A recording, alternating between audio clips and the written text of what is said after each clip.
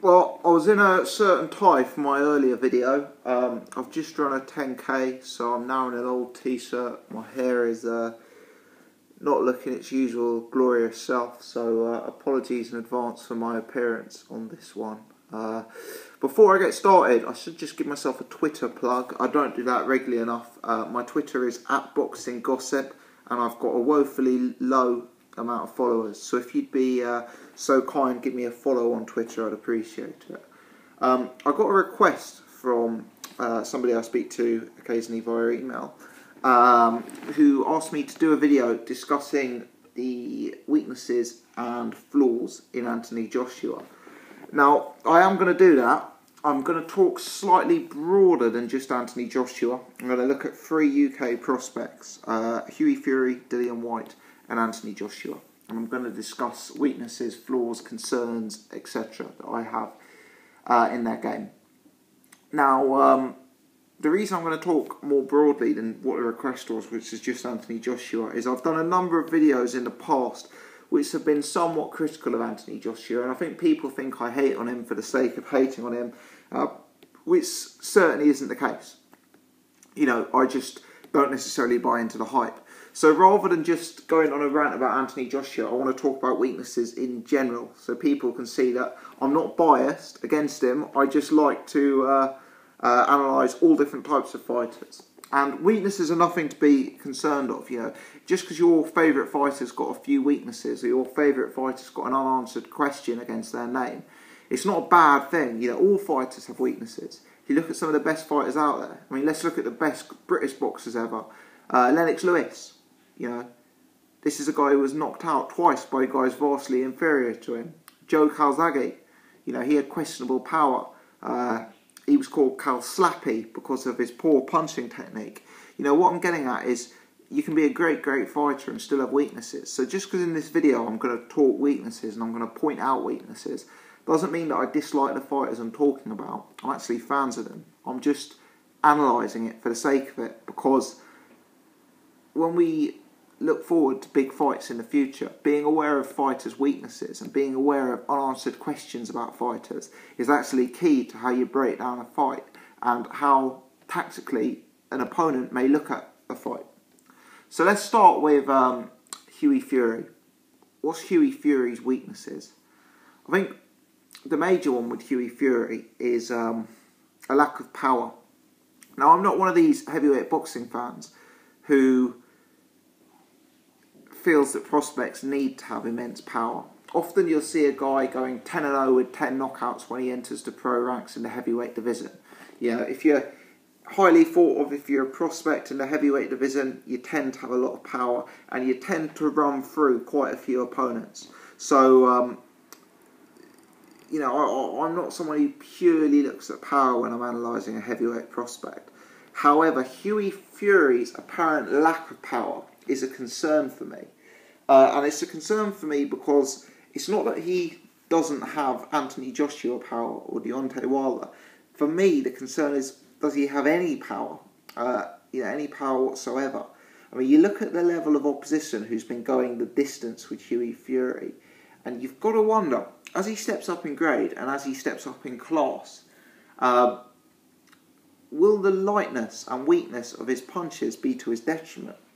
For example, if he fought a Derek Chisora type fighter, sure, Hughie Fury's got a technical ability and capability to outpoint Derek Chisora. My question is, will he have enough to keep Chisora off him? You know, even if Hughie Fury lands the jab repeatedly on a guy like Derek Chisora, is that going to stop Derek from coming forward? You know, someone like Tyson Fury isn't the biggest puncher in the world, but you don't want to repeatedly get hit by his jab. It's going to mark up your face, it's going to put you off, it's going to hurt you, it's going to stop you in your tracks. It may not knock you out, but it's a meaningful punch. I question whether Hughie Fury even has that power, and I wonder as he steps up in grade, will that massively be to his detriment? You know, for me, not the fact that he doesn't have huge power isn't necessarily game over. But when you punch as light as Hughie Fury does, it's a little bit of a concern. A little bit of a concern. Dillian Whyte. He's a likeable character. My question with Dillian Whyte is his versatility. A lot of people say that Dillian Whyte is Derek Chisora Mark II. I'm talking about Derek Chisora a lot tonight for some reason. And you know what? They may be right. You know, Dillian Whyte, a likeable fighter. He comes forward, he's aggressive, he punches with bad intentions, he's got power. But we're yet to see if there's different layers to his game. You know, we're yet to see if he's got a back foot game. We're yet to see what his stamina's like. We're yet to see him move around the ring a lot. Dillian Whyte is kind of a stocky, powerful heavyweight. And it's kind of envisaged that he is going to come forward, throw hooks, throw uppercuts, bully opponents, beat up opponents in that sense. And I get that. But what people don't realise about Dillian Whyte is he's got excellent reach. He's got very, very oversized reach for his size. I think I read that he's actually got longer reach than Anthony Joshua. And it would be nice to see Dillian Whyte jab a bit more than he does. It would be nice to see Dillian Whyte fight long as he steps up in class for a little bit. It would be nice to see that different variation to his game. These are tests yet to be told about Dillian Whyte. Moving on to Anthony Joshua. In terms of obvious weaknesses to his game, when he turned pro, I felt that he was too rigid, too robotic, too predictable. He was very upright like this. It was very much boom, boom, boom, you know, very straight punches, too robotic, not enough sort of like elasticity in his punches, you know. It was very much like the jab would go down the train track, the jab would go down the train track. There was no sort of variation to it. There was no flick to it, if you like. He's improved massively on that front. He's improved massively. And he fights a lot more relaxed. He's not so upright. He's not so rigid. That sort of early weakness that I saw in his game has gone. With Anthony Joshua now, it's more about unanswered questions. That perceived weakness of his rigidity and roboticness has gone. But if you look back to his amateur record, if you look back to his days in the Olympics, and even before that, and I was watching him as an amateur before the Olympics, what you'll notice is he's not overly defensively sound. I feel that Anthony Joshua, as an amateur, didn't respond well to pressure when the punches were coming back at him. He was not the most natural fighter going backwards under heavy fire. I thought that was a major, major weakness to his game in the amateurs.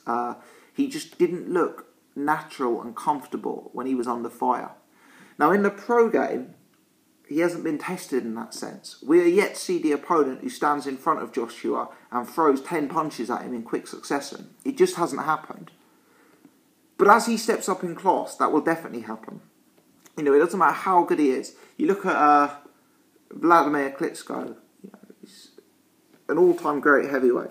He's had it up against him. You know, the day will come where somebody survives past the first or second round with Anthony Joshua and throws back.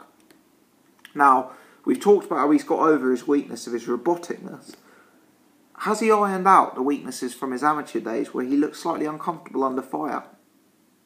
We will see. But what we can say is that if he has ironed it out, he's ironed it out in the gym, and he's ironed it out in sparring, and he's ironed it out with training. Because he certainly hasn't ironed it out in a pro ring. He just hasn't faced that test yet in his career. Aside from weaknesses, there are a lot of unanswered questions. For me, the back foot game is key. What's he going to do if an opponent comes forward all night with a high guard, getting low, getting under his jab, getting in his chest and pushing him back, you know? For me, Joshua, and this is another potential weakness, he's very reliant on range. He likes to stay at that 3/4 range and fight long. What's he going to do if he faces an opponent who moves around the ring and stays out of that 3/4 range? Or, even more difficult, if it's a stocky, shorter opponent who comes in under his jab and gets on his chest. You know, a potential weakness for Joshua is his reliance on that range. What's his back foot game like, as we've already discussed? What's his body defence like? We're yet to see an opponent really rip into the body and really bring that, you know, how does he deal with that? That's an unanswered question. There's a perceived weakness of his chin. on numerous occasions in the amateurs he was hurt, possibly most notably against Dillian Whyte, as we all know from that famous fight, but also on other occasions. I think even in the Olympics I saw him hurt once or twice. Again, in the pros we've not seen his chin tested. His chin's certainly an unanswered question. Is it a weakness? Time will tell, who knows. So with Anthony Joshua, historically there have been weaknesses there. Historically, Anthony Joshua is too rigid. He's not comfortable when the punches are coming back at him. And he's too reliant on range. He hasn't yet had the tests in the pro game to really let me know whether he's still got those weaknesses or whether those weaknesses are a thing in the past. What we're now left with is unanswered questions. We don't know what his chin's like. We don't know what his body defence is like. We don't know what his back foot game's like. Hopefully those questions will be answered in his next few fights, because it really helps if you can have those learning experiences before you fight at the big time. Now, all three of these prospects, they're probably the top 3 heavyweight prospects in the UK. All 3 of them have weaknesses, questions, unanswered queries against their names. It's no bad thing, you know. Floyd Mayweather isn't the biggest puncher in the world. Sugar Ray Robinson wasn't the best defensive fighter in the world. Muhammad Ali got dropped by Henry Cooper. You know, in a long career, every fighter has off days. And the fact that I'm analysing these guys' weaknesses doesn't mean I hate them. It makes boxing a far more entertaining sport and a far more entertaining discussion when fighters are imperfect, as they all are, because it creates the element of uncertainty and risk. And that's what I like about the sport.